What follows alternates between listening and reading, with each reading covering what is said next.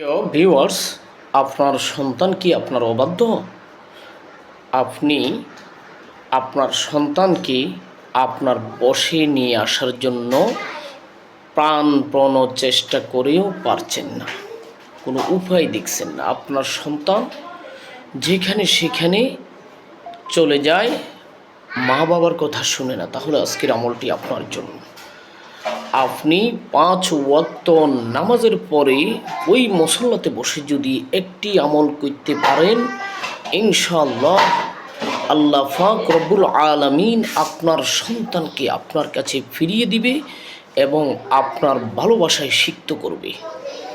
যত পাষাণ হৃদয়ের হোক, অবাধ্য সন্তান হোক, ইনশাআল্লাহ আপনার অনুগত হয়ে যাবে। আমলটি খুবই সহজ। আপনি মুসল্লাতে বসে 11 বার দুরূদ শরীফ পাঠ করবেন এবং আল্লাহ পাকের এই জিকির প্রত্যেক ওয়াক্ত নামাজের পরে 100 বার জিকির করবেন। লা হাওলা ওয়ালা কুওয়াতা ইল্লা বিল্লাহ।